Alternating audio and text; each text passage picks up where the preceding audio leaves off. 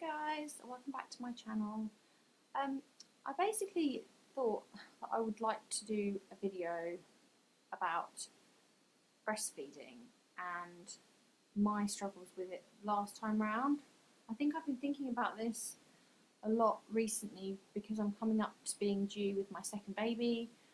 I'm due early September, and it's sort of starting to make me feel more anxious, I suppose, now, because I really want to make it work this time round, and last time I had a really awful experience with it. It didn't work out. I ended up going to formula and I found it really hard to accept. I think it didn't help that I had an emergency C-section, which was also something completely out of my control that I wasn't prepared for at all.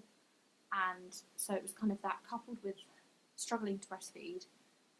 I found the first couple of months really difficult, and I blamed myself and I was very emotional about it, and it took me a long time to accept that it hadn't worked out for me and that that was okay, and that sometimes that just happens. Some women don't have success with breastfeeding, and that doesn't make you a bad mum. It doesn't make you any less of a mum. It doesn't mean that you've done something wrong and your baby's still perfectly healthy, and at the end of the day, fed is best, and as long as your baby is eating and getting what they need, that's what matters. And I think it's one of those topics that kind of does get talked about a lot more now than it used to, for sure. I'm sure women going through this before the world of social media and before kind of we were more open about these kind of things probably felt very alone. But I think it's still good to talk about it and get it off your chest. You know, it always helps to hear someone else having been through something similar to you, to make you feel more normal about it and make it feel like it's okay. Basically, I had an emergency C-section, and whether or not that was a factor, probably slightly, I don't know. But my milk was very late coming in. I know it takes a few days, but mine was like nearly a week.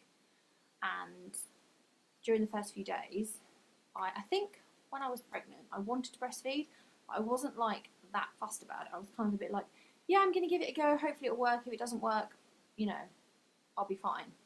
And actually, in reality, I wasn't. Like, as soon as I was holding my daughter in my arms, I was absolutely desperate to have that bond, and it was kind of just an instant thing. And she wouldn't latch at all, to the point where she just screamed and screamed. I had various nurses and midwives while I was in hospital sticking her on, getting my boobs out, all of that kind of thing. Like, you have no dignity anyway, so you just kind of let it happen. And it was already overwhelming because I didn't prepare myself for this needing to be happening. Like, I just assumed if I was going to feed her, I would just feed her. And I did NCT and everything, and I think they do paint a very kind of perfect picture of what it's going to be like, and you don't really get enough preparation for what can go wrong and then how it can make you feel. And I stayed in for 2 days afterwards because I'd had a cesarean, so I was like in hospital for a couple more days, and the nurses were kind of trying to get her to latch, and it just wasn't working, and we ended up taking the colostrum out with a syringe to feed her. We managed that, and then got discharged. I'd organised an appointment with a latch consultant. I think that was quite quickly after. I probably saw the midwife first, actually, because they come to your house like a couple of times, and you have the health visitor and everything. And each time it was kind of really emotional about it because she hadn't been able to latch, and we'd had to get a formula, and like, my milk didn't really start to come in properly either. Like, I never leaked. I never had really engorged boobs. It was really odd because I was expecting that would happen, and it just didn't really happen. I had all these breast pads and everything, and like, just didn't need to use them.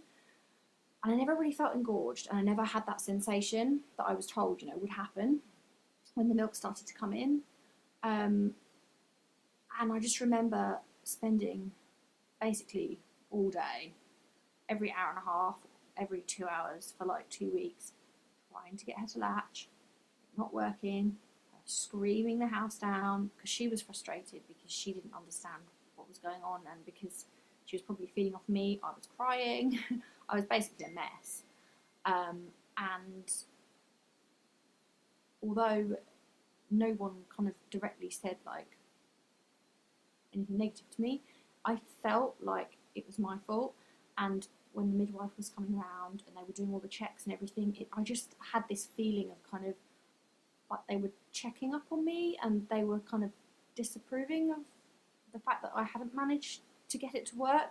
And it was probably in my head, but I remember at the time it really, really felt like I was doing something wrong, or it was me that was the problem.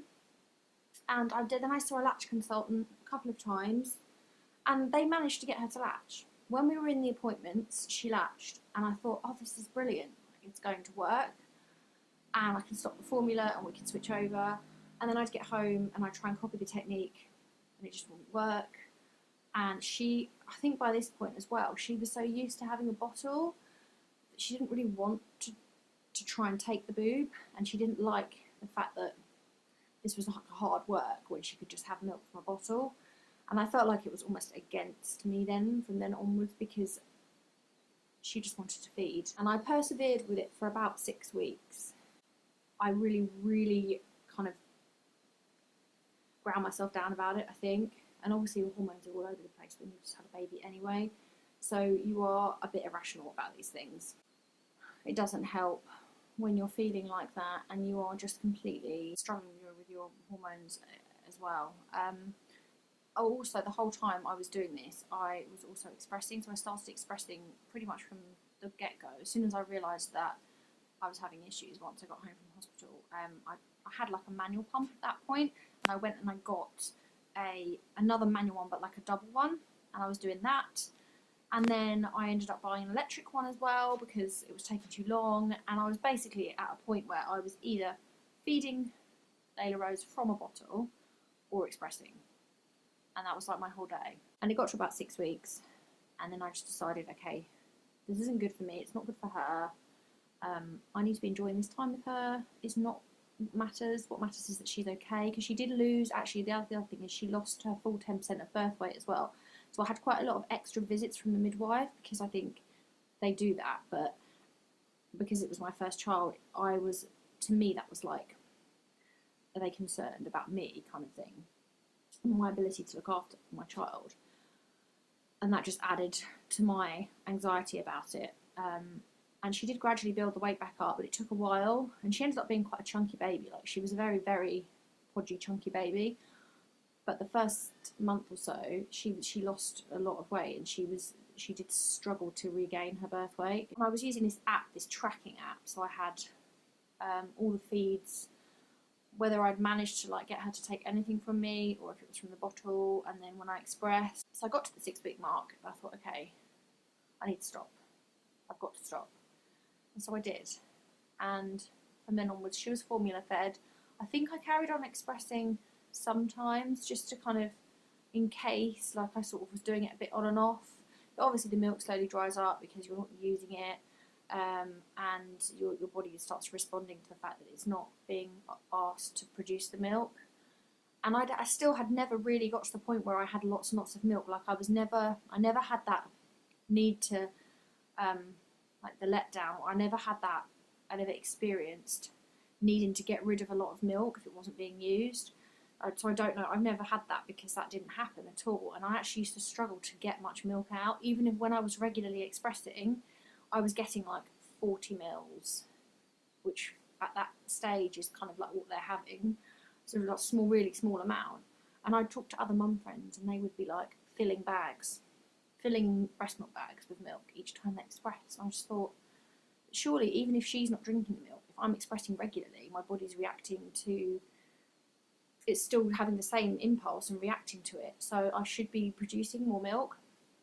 So I don't know what didn't quite work for me. And then it took me a really long time to accept that that's how it happened, and that it was okay, and that she was going to be formula fed, and then there was no shame in that, and that it was okay.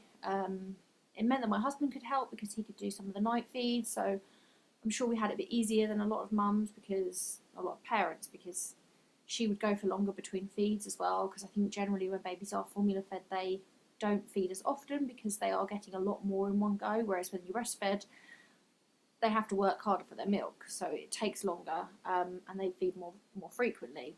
She was also a very good sleeper from pretty much day one. I don't know if that was anything to do with the formula. It doesn't stop me wanting to breastfeed this time around, but I think I'm trying to be open-minded about it because I now know what can happen and that it is not in your control and you can only do so much. And at the end of the day, as long as your baby is fed and happy and healthy, then you've done the best that you can do.